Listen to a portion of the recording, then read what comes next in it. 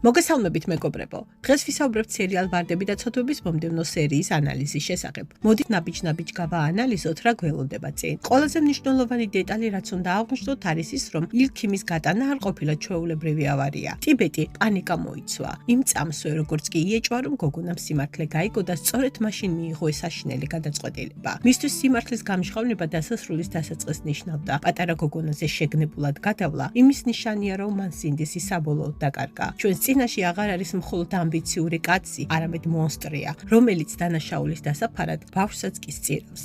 მოკვდება ილქიმი? არა, ილქიმი არ მოკვდება. სცენარისტებმა მისი ცოცხლად დატოვება გადაწყვეტეს, რათა ტიბეტზე წნეხი გაზარდონ. გოგონას გადარჩენა ტიბეტისთვის მოარული საფრთხეა.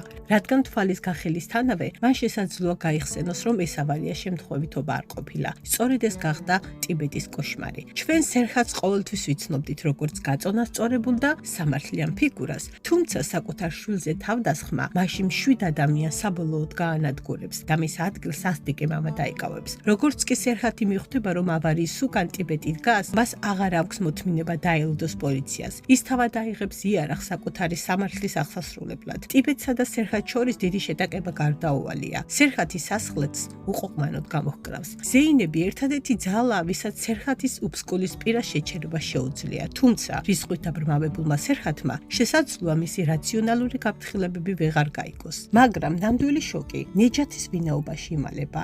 ირკვევა, რომ დიდი ბოსი ნეჯათი სერხათის საკუთარი მამაა, ორგანიზაციის ხელმძღვანელი, რომელსაც სერხათი წლებია ებრძვის. მისივე სისხლი და ხორცი აღმოჩნდება. ეს სიმართლე სერხათს სამართლიანობის რწმენა საბოლოოდ შეურყევს. ტიბეტმა კი თავის დაუნებურად საკუთარი სამარე გათხარა. მან არ იცის, რომ ძალაუფლება, რომელსაც ეყრდნობა სინამდვილეში სერხათს ეკუთვნის. ნეჯათი არ აპატიებს მას, ვინც მისი შვილიშვილი ილქიმი სასიკვდილოდ გაიმეტა. მაშინაც კი, თუ ეს კაცი მისივე გარემოცვიდანაა.